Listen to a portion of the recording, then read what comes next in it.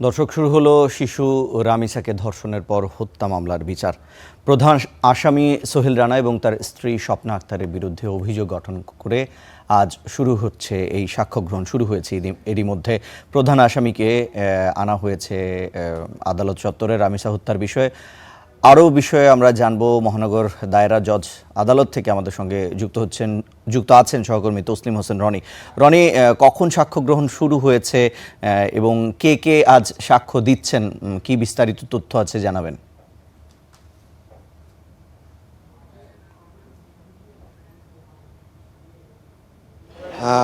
রামিসা হত্যা মামলার সাক্ষ্য গ্রহণ আজ শুরু হয়েছে এবং সকাল 10:30টার পর কিছু পরেই রামিসার বাবা এ মামলার প্রধান প্রধান কৌশলীর মাধ্যমে সাক্ষ্য দেওয়া শুরু করেছেন এবং রামিসার বাবার সাক্ষ্য দেওয়ার মধ্যে দিয়ে এই রামিসা হত্যা মামলার সাক্ষ্য গ্রহণ অনুষ্ঠিত হয়।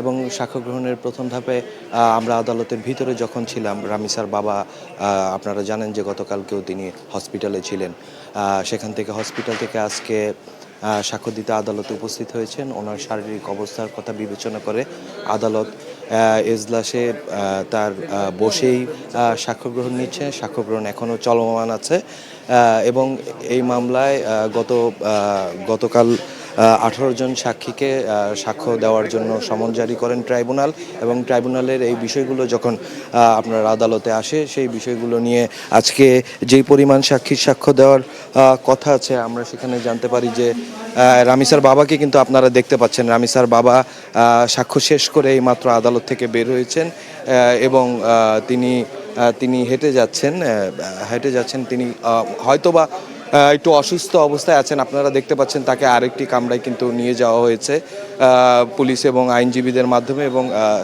আমরা বুঝতে পারছি, আমি একটু যদি সামনের দিকে যাই, হ্যাঁ, তিনি কিন্তু রামিসার বাবা সাক্ষ্য দেওয়ার পরে কিন্তু অনেকটাই অসুস্থ হয়ে গেছেন।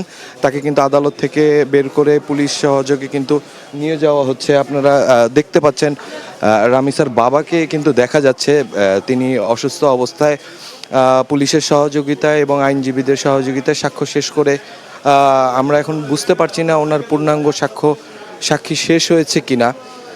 এই অবস্থায় রামিসার বাবাকে এখন আদালত থেকে হয়তোবা পাশের কোনো হসপিটালে নিয়ে যাওয়া হবে। আপনারা দেখতে পাচ্ছেন আমরা সরাসরি, হ্যাঁ, একটা এজলাসে ওনাকে বসিয়ে রাখা হচ্ছে, হয়তোবা কিছু সময় উনি যাতে রেস্ট করতে পারেন। তো সেই জন্য আদালতে কিন্তু বাকি যেই সাক্ষীরা আছেন পর্যায়ক্রমে কিন্তু তারাও সাক্ষী দিবেন এবং সাক্ষ্য দেওয়ার পরে বাকি বিষয়গুলো হয়তোবা উঠে আসবে। রিসেন্ট এই ছিল আদালত থেকে সর্বশেষ।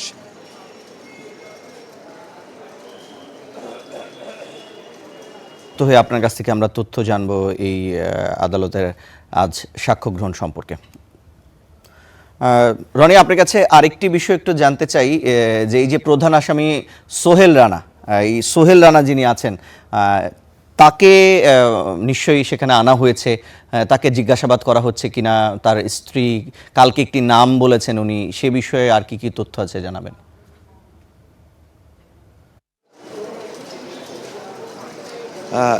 এখানে আসামি বিভিন্ন সময় মামলা থেকে সুবিধা পাওয়ার জন্য বিভিন্ন মানুষের নাম বলে থাকে, যাতে মামলাটা প্রভাবিত করা যায় এবং মামলাটা সময় বাড়ানো যায়। সেই ক্ষেত্রে আসামিরা বিভিন্ন সময়, শুধু সোহেল রানা না, অন্য বড় বড় মামলাগুলোর ক্ষেত্রেও আসামি বিভিন্ন সময় বিভিন্ন মানুষের নাম নিয়ে মামলাকে প্রভাবিত করার চেষ্টা করেছে। আজকে সোহেল রানাকে যখন আদালতে তোলা হচ্ছিল, নিরাপত্তার জন্য কিন্তু প্রচুর পরিমাণ পুলিশ মোতায়েন করা হয়েছে।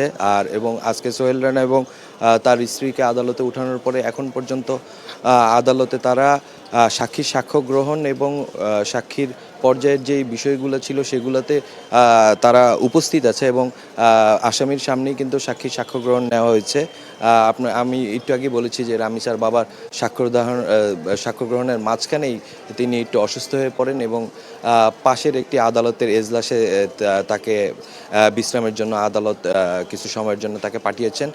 পরবর্তীতে আবার তার সাক্ষী নেওয়া হবে এবং অন্যান্য 2, 3, 4 এবং 5 নম্বর সাক্ষী সাক্ষীর সাক্ষ্য গ্রহণের প্রক্রিয়াও কিন্তু ইতিমধ্যে শুরু হয়ে গেছে। তারাও পর্যায়ক্রমে সাক্ষী দেবেন এবং খুব অল্প দিনের ব্যবধানে আশা রাখা যায় যে এই মামলার রায় কার্যকর হবে। রিসান।